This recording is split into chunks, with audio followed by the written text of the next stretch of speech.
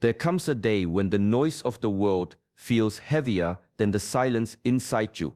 A day when every sound, every demand, every thought seems to pull you further from yourself. Many people wait for a perfect moment to regain control. But in the Shaolin path, we do not wait. We take it back. I have seen how a wandering mind weakens the spirit. A single day of lost focus can undo weeks of effort. Attention is life's currency. Where it flows, your energy follows. When you let it scatter, you lose more than time. You lose strength. But when you gather it, even for a few breaths, you begin to shape the life you truly want to live. This Thursday is not just a day. It is a point of alignment. The cycles of your body, the patterns of your thoughts, and the weight of your past choices are meeting here. Every choice you make today carries the echo of years that brought you here. This is why it matters. In this teaching, you will learn how to reclaim your attention from the endless noise of the outside world. I will share the deeper Shaolin principles that turn distraction into clarity, how to build a mind that does not bend to impulse, and how to step into a moment fully aware of its power. You will hear truths that are not in the common books, truths shaped by discipline, by stillness, and by the simple courage to look inward. Stay with me until the end. There is a reason your path has brought you here. Now, welcome to Shaolin Soulfire. If you seek stillness in a restless world, subscribe and walk this path with us. There are mornings when the body feels heavy, when the mind whispers that the task can wait. In these moments, many believe they have lost motivation, and so they wait for it to return, sometimes for days, sometimes for years. But the Shaolin path does not depend on the rise and fall of moods. I remember training in winter when the stone floor bit into my bare feet and my breath turned to mist in the cold air. My teacher did not ask if I felt ready. He only asked if I was present. The practice began, whether my mind agreed or not. This is discipline, not the spark of inspiration, but the steady flame that burns when inspiration has gone out. Motivation is like the wind. It changes without warning. Discipline is the mountain. It stands in snow, in rain, in the heat of summer. When you rely only on motivation, you live at the mercy of the weather. But when you cultivate discipline, you carry your own unshakable ground. To walk this path, you must be patient with your own progress. The mind resists change. It will test your sincerity by showing you every reason to stop. When this happens, be honest with yourself. Ask, am I truly unable, or am I seeking comfort? Most often, it is comfort that calls you away. True mastery begins the moment you choose to act, even when every thought tells you to rest. It is built in the quiet hours, in the repetition no one sees, in the promises you keep to yourself, when no one is watching. This is how the spirit is tempered, by doing what must be done, in calm or in storm, without waiting for the mood to be right. There is a quiet art in noticing where life has slipped out of tune. Often it happens slowly. An expectation planted long ago begins to drift from the reality you now face. At first the gap feels small, like the space between two notes in a song. But if left unseen, it widens, and the music of your life begins to sound strained. The ancients taught that the wise do not force reality to meet their expectation. Instead, they observe where the current is flowing, and they adjust their steps to move with it. This is not surrender, it is alignment, the choice to meet life as it is, without losing sight of what matters. Awareness is the first step. Without it, you walk in a haze, unaware of the subtle tensions pulling you off balance. Awareness demands that you stop, breathe, and truly look at what is before you, not what you hope to see, not what you fear to see, but what is. Once you see clearly, discipline becomes the bridge. It takes discipline to loosen your grip on an expectation that no longer serves you. It takes discipline to act in a way that supports harmony rather than forcing your will upon the moment. In the Shaolin halls, there is a saying, the bow is only strong when its string is neither too tight nor too loose. Life is the same, too tight, and it snaps from strain, too loose, and it cannot release its power. By adjusting the tension, your effort, your pace, your desires, you return to the center. Harmony is not found in perfection, but in constant mindful correction. Every breath is a chance to listen for where the song of your life has gone out of tune, and to bring it gently back. There is a moment in practice when the body stops feeling like a collection of limbs and begins to move as one.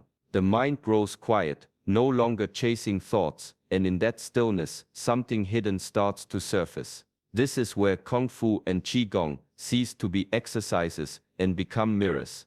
Each movement carries the weight of your presence. If the mind is scattered, the strike will lack precision. If the spirit is heavy, the flow of energy will be blocked. The form does not lie. It reflects back the state you bring into it, whether calm or restless, focused or distracted. In the old traditions, training was never just about strength or skill. It was a way to study yourself. The slow, deliberate breath in Qigong teaches patience and the power of subtlety. The sharp, precise strikes of Kung Fu teach decisiveness and commitment.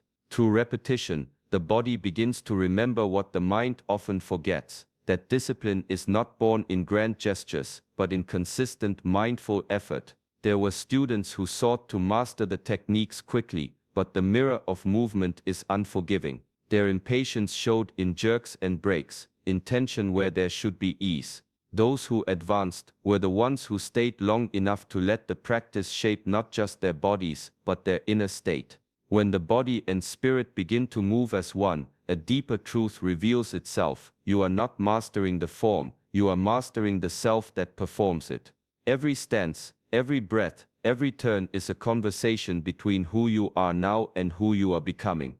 And in that conversation, you start to see yourself with a clarity no ordinary mirror can give. The world will not ask your permission to take your attention. It will pull at it with lights, voices, and endless streams of noise. Days can vanish this way, scattered across 1,000 small interruptions, until you are left wondering where your focus and your life has gone. In the ancient schools, the first step toward mastery was not to learn more, but to reclaim what was already yours, your awareness. Without it, every skill and every lesson fades into confusion. With it, even the simplest act becomes a practice of depth.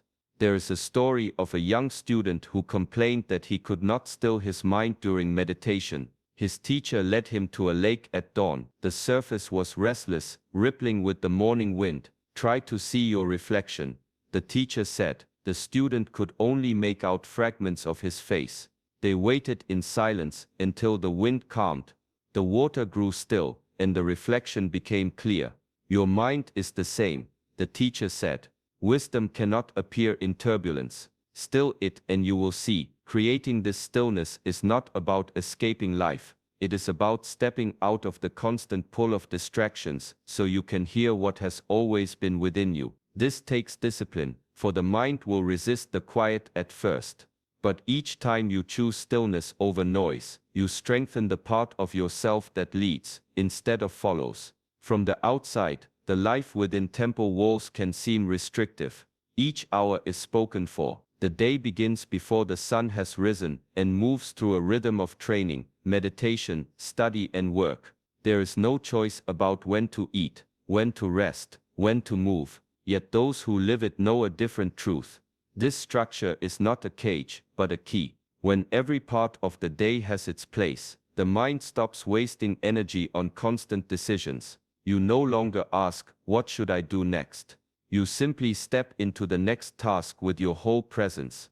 Over time, this clears the mind of the restless search for novelty and turns every act, no matter how small, into a point of focus.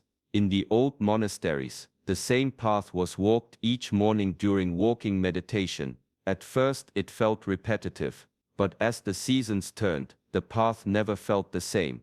The scent of blossoms in spring, the weight of heat in summer, the crunch of frost underfoot in winter, each detail became sharper. Structure had not dulled the senses, it had refined them. Rituals act the same way. Whether it is the silent bow before training, the careful preparation of tea, or the folding of one's robes, these repeated forms anchor the mind. They draw awareness into the present, teaching that mastery is found not only in great challenges, but in showing up fully to the ordinary. Freedom born of structure is not about removing boundaries, it is about choosing ones that serve your highest self. Within them the mind grows steady, the heart grows clear, and self-mastery becomes not a struggle but a natural way of living. There is a quiet misunderstanding many carry through life, the belief that happiness arrives from the outside, delivered by perfect moments, kind words, or fortunate events. Yet all these are fleeting. When they pass, so does the feeling they brought. True peace cannot depend on what changes. It must grow from what does not. The old masters taught that happiness is the harvest of responsibility, not the heavy burden of endless duty, but the steady choice to care for your body, your mind, and your spirit as a gardener tends the land. You do not wait for the rain, you prepare the soil.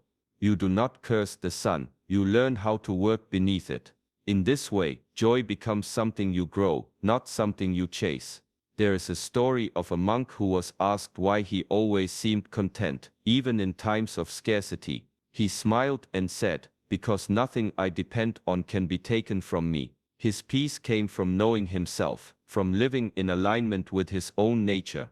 When your actions reflect who you truly are, there is no split between inner and outer life. That unity is a quiet happiness all its own. Discipline plays its part here. The mind will try to tie your peace to shifting conditions, to praise, to comfort, to success. But each time you choose to anchor it instead in self-respect and inner truth, you strengthen the roots of your contentment. Happiness, then, is not a gift waiting to be handed to you. It is a fire you tend daily, with the fuel of honest living, mindful choices, and a connection to the deepest part of yourself. And once lit, it becomes a warmth the world cannot take away. Each sunrise is new, yet most people greet it with the weight of yesterday still on their backs. Old victories, old wounds, old opinions, they follow like shadows, shaping how the day will be seen before it has even begun. But the present moment does not belong to the past. It waits to be met as it is, not as you expect it to be. In the older traditions, this was called beginner's mind, not the mind of ignorance, but the mind free enough to look without preconception. A student entering the training hall each day was told to bow as though it were the first time, even if they had bowed 1,000 times before. The bow was not for the teacher or the space, but for the discipline of meeting the moment fresh. This openness is not passivity.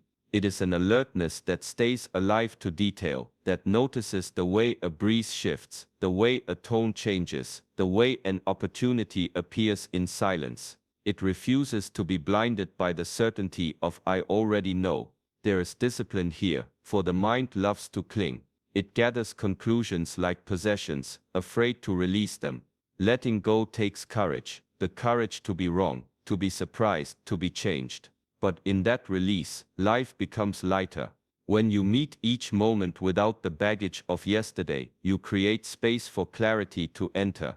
You allow your senses to sharpen, your thoughts to move with agility, and your spirit to remain curious. And in this state, every day becomes not a repetition of the last, but a living discovery, an unfolding that keeps you truly alive. In that space you begin to notice what is real. Your thoughts slow, your senses sharpen, and slowly the wisdom buried beneath the noise begins to rise, steady and clear, like the reflection on a calm lake. There comes a point in training when thought itself becomes too slow. You have studied, reflected, disciplined the body, and refined the mind, but in certain moments, hesitation breaks the flow. This is where the old masters spoke of no mind, not the absence of awareness, but the absence of obstruction. In no mind, you are not lost in daydream or drifting in emptiness. You are fully present, yet free from the need to calculate each move. Action arises naturally, shaped by the moment itself. The archer does not think about the arrow once it leaves the bow. The calligrapher does not plan each stroke mid-motion. The flow carries them.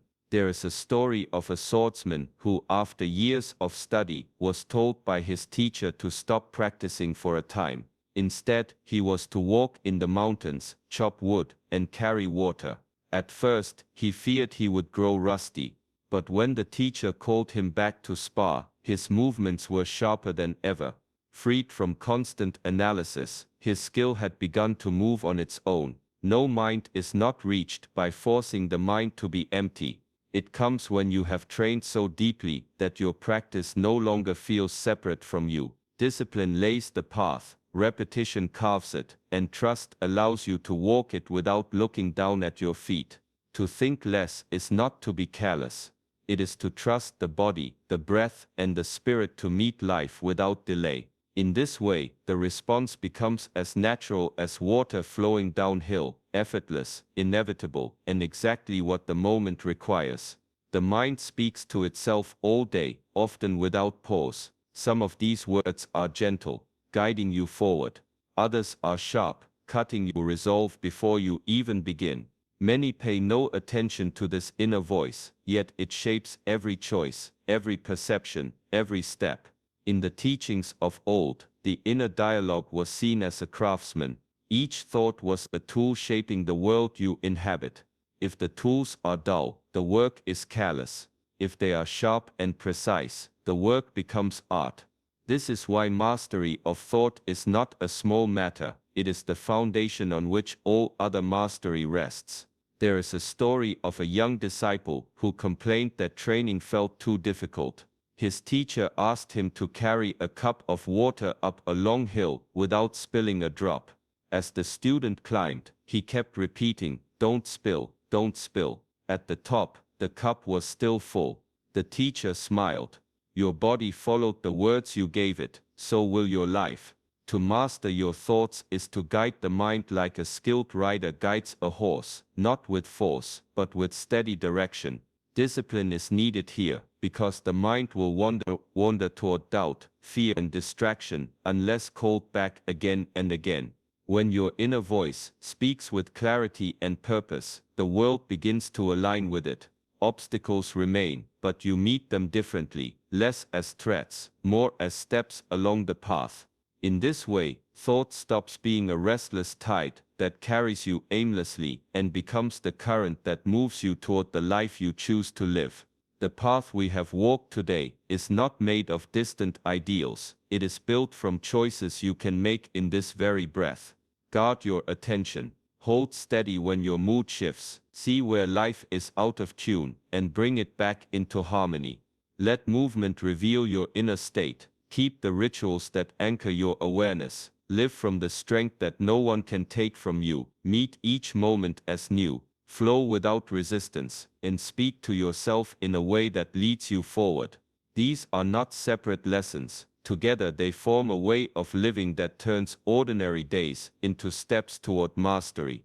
Carry even one of these truths into tomorrow, and you will feel the change begin, not from the outside, but from within. Thank you for walking this path with me today. May your steps be steady, your heart clear, and your spirit calm. This is Shaolin Soulfire. If these teachings speak to you, like this video, subscribe, and continue the journey with us.